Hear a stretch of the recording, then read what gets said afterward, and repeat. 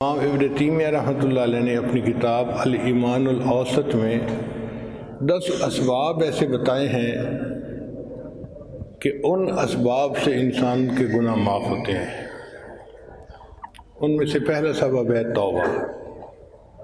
توبہ کہتے ہیں عزم جازم، انسان پکا ارادہ کرے کہ میں نے آج کے بعد یہ غلطی نہیں کرنی، دل میں ایک عہد کر لے، کمٹمنٹ کر لے، اس کو توبہ کہتے ہیں۔ اور توبہ سے انسان کے جتنے گناہ ہوتے ہیں اللہ سب معاف کر دیتے ہیں۔ یہ توبہ ڈیلیٹ کمانڈ کی مانند ہے، جیسے ان باکس کے اندر میسیج بہت زیادہ آئے ہوئے ہوں، آپ ڈیلیٹ کا بٹن دبا دیں تو سارے ہی ختم ہو جاتے ہیں، باکس بالکل خالی ہوتا ہے، جیسے کوئی میسیج اس میں ہے ہی نہیں۔ توبہ اسی طرح ہے کہ جو انسان سچی توبہ کرتا ہے تو نبی اسلام نے فرمایا التائب من الذنب کمن لا ذنب لہ، گناہوں سے توبہ کرنے والا ایسے ہوتا ہے جیسے اس نے کبھی گناہ کیا ہی نہیں۔ جیسے صابن سے دھوئیں تو کپڑے کی میل نکل جاتی ہے، صاف ہو جاتا ہے، اسی طرح توبہ کرنے سے دل کی میل کچیل ختم ہو جاتی ہے، دل صاف ہو جاتا ہے۔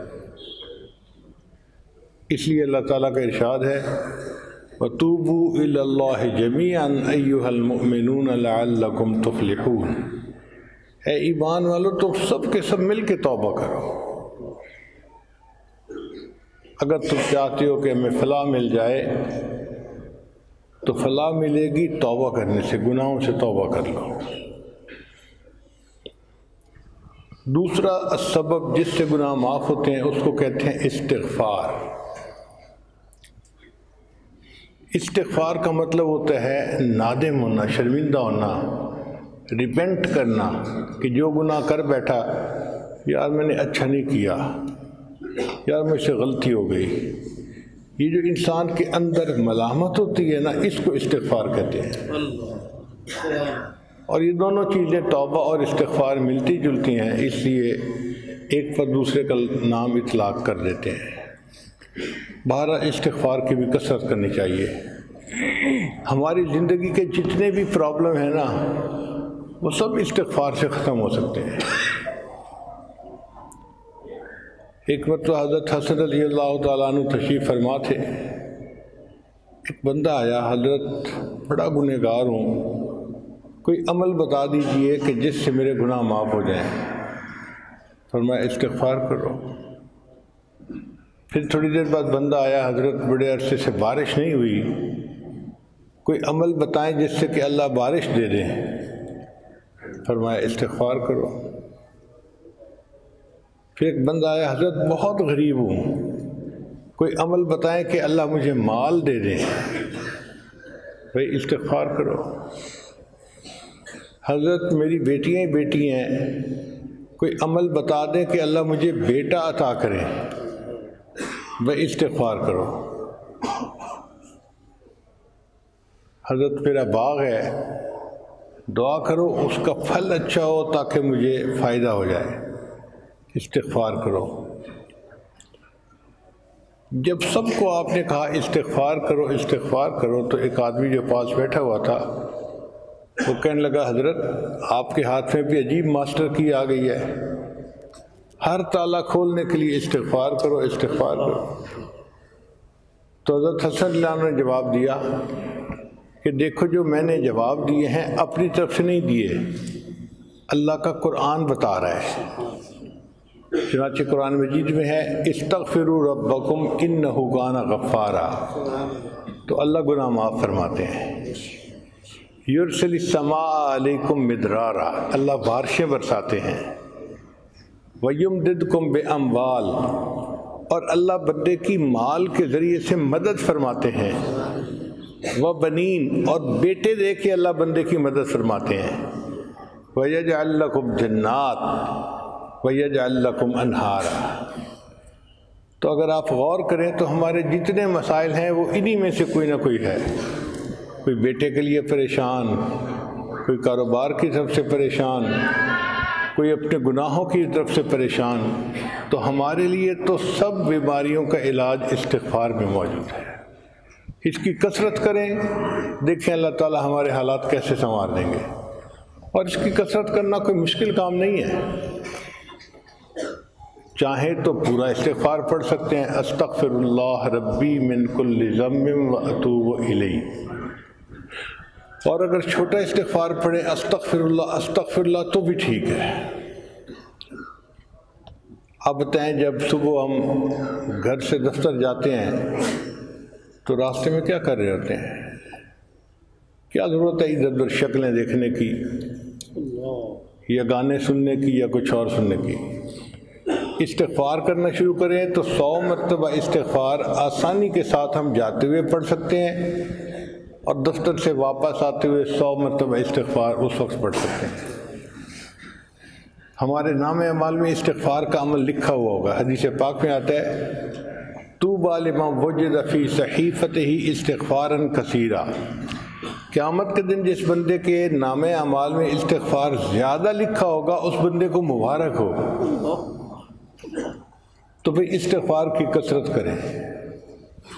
استغفار کی کثرت کا ایک فائدہ یہ بھی ہے کہ بندہ مستجاب الدعوات بن جاتا ہے، اس کی ہر دعا قبول ہوتی ہے۔ چنانچہ علماء نے ایک واقعہ لکھا ہے کہ امام احمد بن حنبل رحمۃ اللہ علیہ ایک مرتبہ کہیں جانا چاہتے تھے، سوچا میں کیا کسی خادم کو ساتھ لوں، اکیلا چلا جاتا ہوں، گٹھڑی اٹھائی اور چل پڑے۔ مغرب کی نماز کا وقت ایک ایسی جگہ ہو گیا جو راستے میں تھی، تو امام صاحب نے سوچا کہ میں یہاں پر عشاء پڑھ لیتا ہوں، رات کو آرام کروں گا اور کل صبح اگلا سفر کر لوں گا۔ جب عشاء کی نماز پڑھ لی تو مسجد کا خادم آ گیا، بڑے میاں مسجد خالی کریں، میں نے تالا لگانا ہے۔ اب امام صاحب سوچ میں پڑ گئے، یعنی 2-4 منٹ سوچنے میں گزر گئے، تو وہ مسجد کا خادم جو تھا وہ گرم ہو گیا۔ بڑے میاں آپ کو میری بات سمجھ نہیں آ رہی؟ اگر آپ نہیں باہر نکلیں گے تو میں گٹھی اٹھا کے باہر پھینک دوں گا۔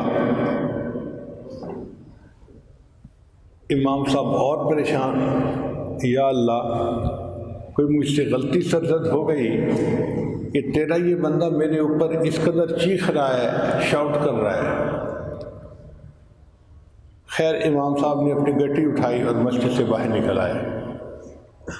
جب مسجد کے دروازے سے باہر نکلے تو دیکھا کہ مسجد کے دروازے کے بالکل ساتھ ایک نان بائی کی دکان تھی۔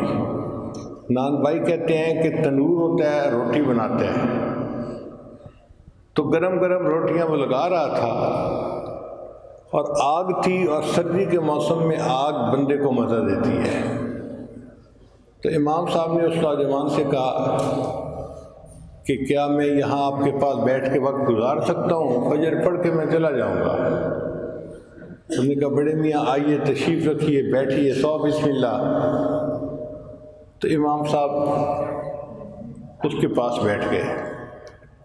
اس نوجوان نان بھائی کو دیکھا، وہ آٹے کا پیڑا بناتا ہے اور پڑھتا ہے استغفر اللہ، پھر وہ اس کی روٹی بناتا ہے، پڑھتا ہے استغفر اللہ، پھر وہ اس کو تنور میں لگاتا ہے، پڑھتا ہے استغفر اللہ، جو پکی روٹی تنور سے نکالتا ہے تو پڑھتا ہے استغفر اللہ۔